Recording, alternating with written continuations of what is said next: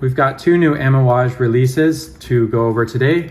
We've got Existence and Decision. Now I got fairly excited when I saw the preview images of these scents to come. For one, the bottle is really beautiful. I like that kind of very pale eggshell white color. And the description of having to do with like juniper, and I think it said something about a tree struck by lightning, all sounded very nice to me. And then I saw that the perfumer would be Canton Biche, and my excitement went down a little bit because his creations in general don't really jive with me, and particularly his creations for Amouage. But I do still find a new Amouage release something to get excited about and something worth smelling.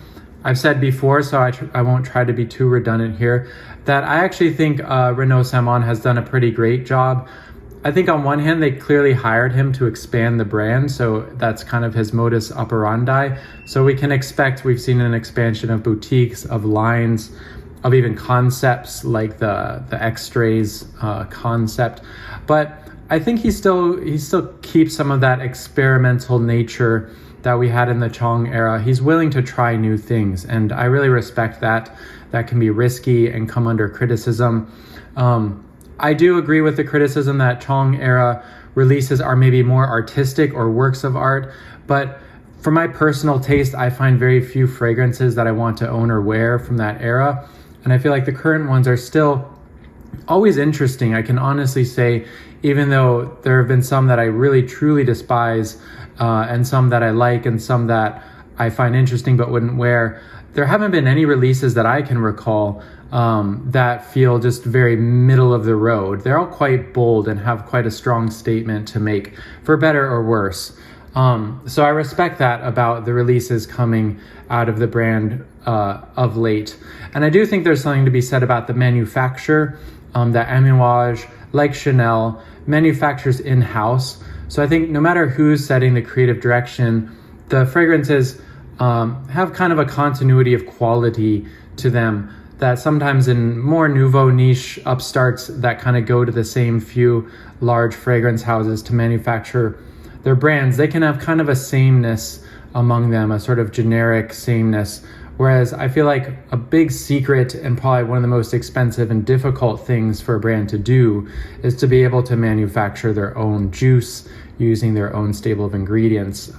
But I find a continuity just in the way an Amouage smells, even if it has a new creative direction, which isn't so new anymore. But I think they are more modern. You could accuse them of trend chasing a little bit, especially with Biche having created such hits. But hits for Amouage. So you could say Amouage owns those hits. Amouage created the trend and didn't follow it. But anyway, enough of my kind of background. Let's get into the smell. I got an early spray at the Amouage boutique. We have a little temporary pop-up now in Soho, and they had sort of the unmarked tester bottle before official launch. I tried them on hand, and my memory of that was that I liked the feminine bottled one, Existence, more. And I wore them each last night and sprayed one on again today, so I've given them a decent amount of time. So I will say they do have that signature Biche power. I woke up still smelling what I had sprayed on my wrist last night. It lasted well into the day. There's still traces left of both of them where I sprayed last night. Thankfully, neither of them have the Akigala wood signature. I'm fine with Akigala wood sometimes if it's used in polite doses. My main issue with it, at least for my nose, is it sticks out so much that no matter what else happens in the beginning of the fragrance, a lot of them end with just an endless Akigala wood. And it's also a texture thing. I get a real strong sense of scratchy texture from Akigala wood that I don't enjoy. So these don't have that, but they do have that Biche sharpness. I think the more of him I try, there's a real clarity, which I like. Almost think of like a pop art, like a hyper reality. Things are very well defined, but they're so clear, they're also piercing. I was thinking about Jean-Claude Elena's Hermescence recently, and there's a clarity as well. They're not jumbled. You can kind of parse the notes, although they come together to create a really beautiful whole. But they're very soft and ethereal and floaty. Here it's like the precision is so precise. It's more like a scalpel than a soft piece of wall fabric, and it kind of cuts you. And this can become annoying over time. Well, let's just get into it. So Decision is the masculine targeted release, and after wearing them some more, this is also the one I like less of the two. Both of these I would consider fresh fragrances. This one, what started to bother me in the opening and mid is a real pronounced sweetness that matched up against those kind of strong musky elements becomes borderline nauseating to me. I'm not particularly like mentally sensitive to fragrance. I've never gotten a headache from a smell, for example, but every once in a while, sweetness matched with something else can be nauseating. Like if you, I don't know, just eat two foods that really don't go together. So they go together, but it's only when I breathe deeply do I get that. It says vanilla. I think there's almost like a candy vanilla-like sweetness that mixes in with the kind of resins and juniperness. It's not a clash in the sense that they don't come together, but it just creates an effect that I don't like. So to me, the sweetness, the sharpness of this, it has a rounded sort of modern, like steely, almost gives me the feeling of chrome, high shined metal. I've seen some people comparing these to some elixir, some things. I have to say I've never put anything labeled elixir on my body, and I don't plan to. But I could see that, some kind of like powerful designer scent profile. Nothing to me to do with Aventus, although it's been a while since I smelled Aventus, other than it's fresh, woody, musky, sweet. It's not a Guerlain boozy vanilla. Again, it's a very kind of like thin synthetic vanilla with sweetness. Not a big fan. I'll say the first hour or two are pretty rough for me. As it calms down, I started to not mind the smell. I was smelling it in my sleep, and this morning kind of pulsing and radiating off my wrist. This is not something I would ever buy, but I do think if you want big power, but something with a few more interesting flourishes and notes than just like a designer elixir, this could be great for you. It definitely has, in general, that sort of clean blue shower gel vibe, but it's not exactly a blue fragrance. It's more complicated than that, and more, I don't want to say resinous, fakely resinous. It's like those strong musks, but I don't want to kind of take a guess at what those are and like call it ambroxan or something, because they don't smell typical to me, which is another thing it has good going for it. The effect is a little typical, but the smell itself, from other things I've experienced, is not all that typical. They mention pink pepper, bergamot, cardamom. Yeah, I don't necessarily get that. Frankincense, juniper, myrrh in the heart, patchouli, cedarwood, vanilla. So yeah, there's obviously some big, strong, powerful synthetics just giving this monster projection and longevity, a rounded sweetness. The juniper, the woodiness is there more in sort of like a men's aftershave or shaving foam, but like on steroids.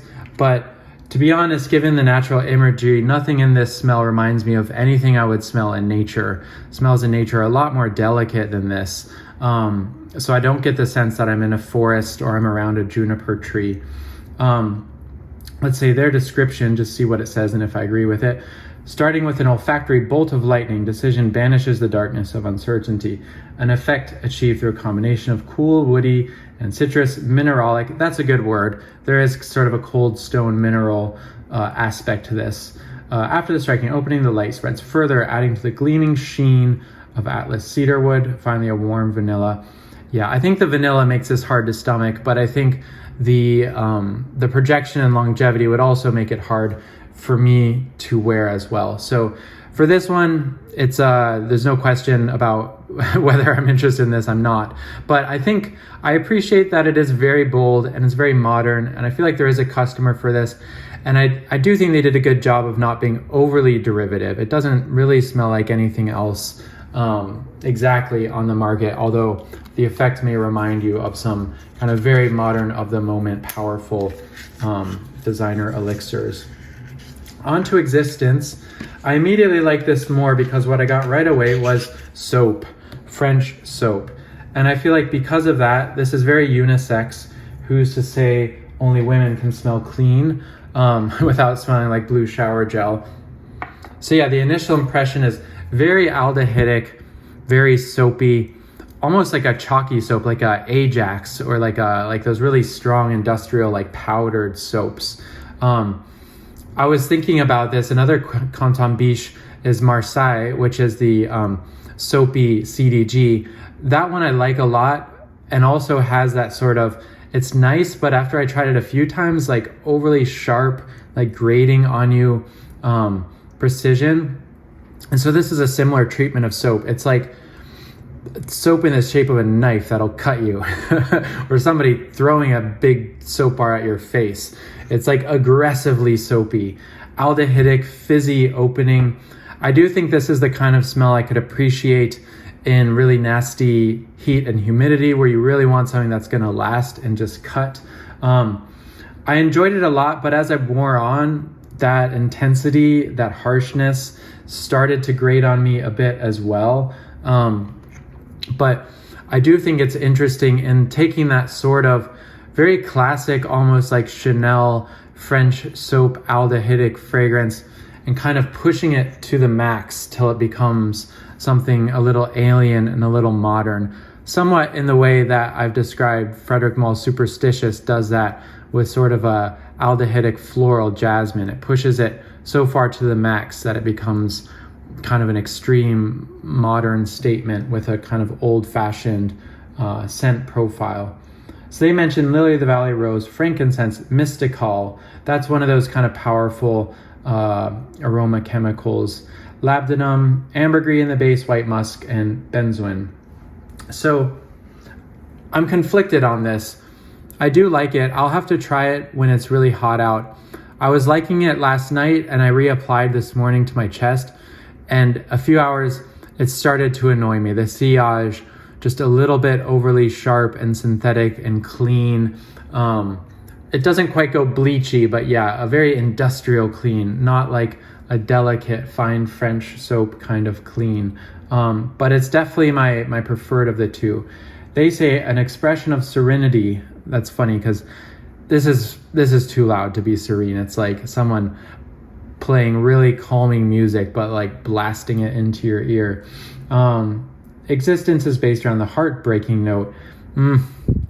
There's nothing delicate or emotional or heartbreaking about this.